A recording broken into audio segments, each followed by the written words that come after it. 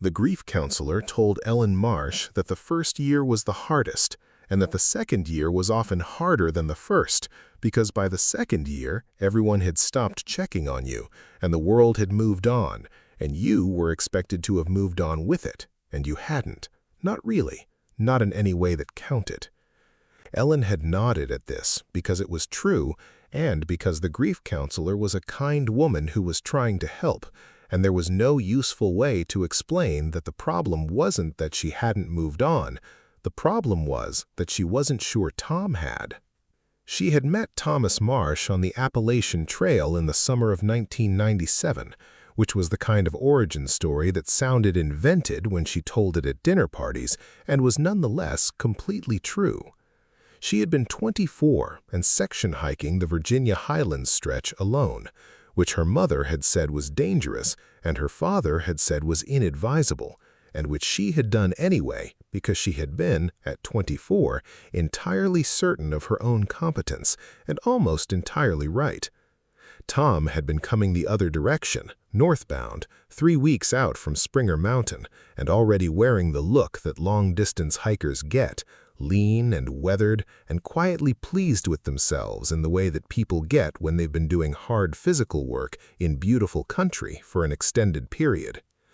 They had hiked together for 2 days before exchanging phone numbers at the Elk Garden trailhead. They had been married by the following June. 23 years, no children by choice, 2 dogs by affection, and 1 cat by accident. A house in Blacksburg. Summer trips to the Highlands every year without exception, because that was where they had started, and the mountains were, for both of them, the place the world made the most sense. Tom died in October of their 23rd year. Cardiac event, sudden, a Tuesday morning in the kitchen in Blacksburg. He was 51 years old and healthy by every measure that medicine used to assess such things, and then he was gone, between one moment and the next, and Ellen was standing in a kitchen that was exactly the same as it had always been and could not locate anywhere in it any version of her life that she recognized. The grief counselor said, "Give it time." The doctor said, "These things happen." Her friends, who were good people doing their inadequate best, said he was so full of life, which is the thing people say when they have run out of things to say. Ellen said nothing. She went through the first year as through deep water, present, breathing, moving, but with everything slowed and muffled and at one remove from the surface. In the second October, she went back to the Highlands. She had his ashes in a simple wooden box that she carried in the top of her pack, the way you carry something irreplaceable, with constant peripheral awareness, the part of your mind that tracks it never fully going quiet. She had told no one she was doing this, not the grief counselor, not her friends, not her sister in Richmond who would have wanted to come and whose presence Ellen could not have managed. This was something she needed to do alone, the same way she had hiked this trail alone at 24, certain of her own competence and not entirely wrong. She left the Elk Garden trailhead on a Friday morning in mid-October, the same week they had always come. The same cold and the same frost on the grass and the same quality of light on the bald above the tree line. The wild ponies were up on the ridge. She stopped and watched them for a long time because Tom had always stopped to watch the ponies, and because she was not ready, yet, to be the kind of person who walked past them without stopping. Massie Gap was 2 miles in, a broad saddle between the ridges where the trail opened into a wide grassy area and the views went long in every direction, southwest toward the Tennessee line, northeast along the spine of the ridge toward White Top. It was where they had always stopped on the first day, where they ate lunch and looked at the view and had the particular conversation that couples have in places they love, which is not really a conversation at all, but a shared act of paying attention. She stood at Massie Gap for a long time. The wind came off the high ridge and moved the grass in long waves, and the sky was the hard, clean blue of a Virginia October, and she took the wooden box out of her pack and opened it and let the wind take what it wanted to take. She said his name once. Not as a summoning or a farewell or any of the things that people say ashes are for. Just his name, said the way she had said it 10,000 times in 23 years. The ordinary way, the domestic way. The way you say a name when the person it belongs to is simply there. Tom. The wind moved across the gap. The ponies were still visible on the ridge to the east, small and dark against the pale grass. She put the box back in her pack and ate her lunch and went on. She noticed it first on the second day. She had camped below the main bald and woken to frost and a sky still dark at the edges, and she broke camp quickly the way she always did. Tom had teased her about this, her inability to linger in a campsite once she'd decided to move, the way she packed with a focused efficiency that he said looked like she was fleeing the scene. She smiled at the memory of this in the way that grief memories arrive in the second year, sharper and less expected than the first year's blunt general ache, more specific, more his. She was on the trail by 6:15. The light came slowly, the bald above her going from black to gray to the pale gold of early morning. She was moving well, her legs finding the old rhythm, and she had the particular quality of attention that solo hiking produces, everything a little louder and a little more present than it is when you're talking to someone. Which was why she noticed the footsteps. Not behind her, beside her, slightly downslope, in the band of scrubby trees that fringed the bald on the eastern side, a sound of movement through dry grass and leaf litter that paced her, matched her stride, kept a consistent distance of perhaps 20 or 30 yards. She stopped. The sound stopped. She walked. It walked. She told herself, deer. The highlands had plenty of deer, and deer moved parallel to hikers with some frequency, curious or alarmed, tracking the disturbance of a human presence through familiar territory. She kept walking. The sound kept pace for perhaps half a mile and then fell away as the trail swung west away from the tree fringe. She noted it and moved on, and by midday had nearly stopped thinking about it. That evening she wrote in her trail journal. She had kept one since the 1997 trip, dozens of them, a complete record of every trip she and Tom had taken in these mountains. October 15. Morning. Movement parallel to trail, eastern fringe below the bald. Deer, probably. Good bay. Hard to be here without him. Right to be here without him. Both things true. She read back a few pages as she always did before sleep. The ritual of continuity, her own handwriting creating a thread between the days. She stopped at an entry from 2 years before, from the last trip they'd taken together. Tom says the ponies recognized us. I told him that was wishful thinking, and he said all thinking is wishful, and I didn't have a good answer to that. He's wrong, probably. I hope he's wrong. She closed the journal. Outside the tent, the highlands dark was complete and cold, and the wind moved through the grass with the sound it always made, the sound she had been listening to for 20 years, and she found that she could not, lying there in the dark, reliably distinguish it from the sound of breathing. She told herself that was grief. She was practiced enough at grief by now to know what it did to perception, how it put a face on every shadow and a voice in every ambient sound. She told herself, this is your mind trying to make him present in a place where he was present. This is the mechanism, not the man. She believed this. She went to sleep believing it. In the morning, outside the tent, in the frost-softened earth at the edge of the site, there were boot prints. She crouched over them for a long time. They were not her boot prints. She could see her own tracks from the previous evening, the distinctive tread of her Salomon trail shoes coming in from the east and moving around the site. These were different. A larger boot, a men's size, the tread pattern unfamiliar. They came from the north, circled the tent at a distance of perhaps 10 feet, and returned to the north. The stride length and the depth of impression suggested a person of medium height and build. Tom had been 5 feet 11 and 170 pounds. She knew his stride length the way you know such things about a person you have walked beside for 20 years.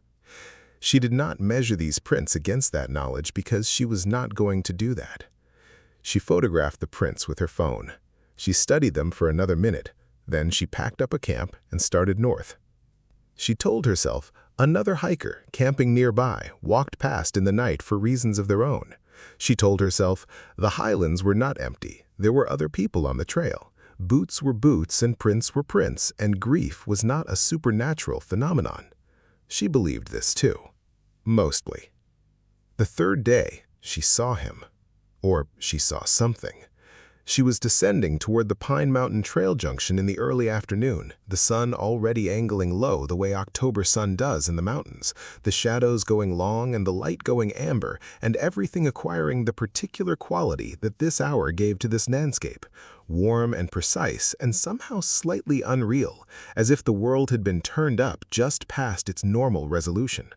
She had always loved this hour on the highlands. Tom had called it the golden lie, the way the light made everything look more permanent than it was. She came around a switchback and looked down the trail, and there was a figure maybe 200 yards ahead of her. A man, walking north, the same direction she was walking, a pack on his back. The right height, the right build, the particular set of the shoulders that she would have known in any crowd, on any continent. That specific way of carrying weight that was his and no one else's, developed over decades of these trails. She stopped walking. The figure did not stop. It continued north at the same pace, unhurried, the pack moving with each step the way a well-fitted pack moves. She stood on the switchback and watched it until the trail curved and it was gone from view, and she stood there for a time after that, very still, with the amber light on the grass around her and the wind moving steadily from the southwest. Then she walked north. She covered the 200 yards to where the figure had been and stopped and looked at the trail and looked at the tree line on either side of it. No one. The trail ran straight for another 200 yards before the next curve, and it was empty. She looked at the ground. The trail surface here is a mix of packed earth and exposed rock, and it holds impressions poorly. She could not find anything she could definitively call a boot print. She walked north for another hour without seeing anyone. She did not see another hiker the entire rest of the day. At the junction, she checked the register box, a small wooden box mounted on a post with a paper sign-in sheet inside, and found 3 entries from the previous week and none today.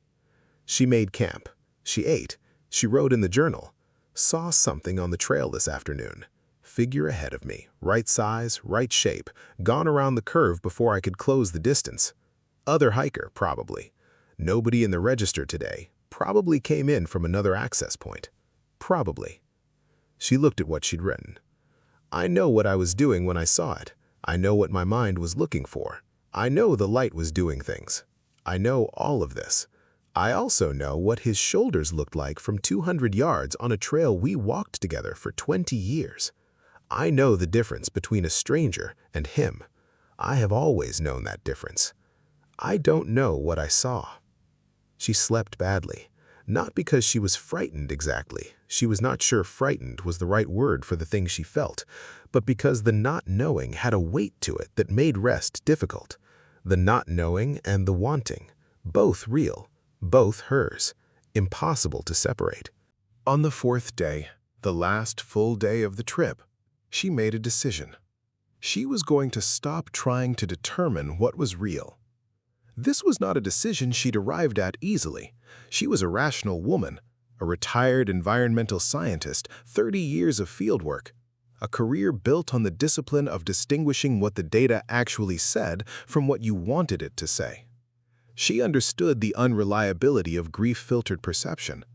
She understood that her mind was in the business, this 2nd October, of finding Tom wherever it could find him, and that this impulse would make a figure on a trail into a specific man, and boot prints in the frost into evidence, and movement in the tree line into presence.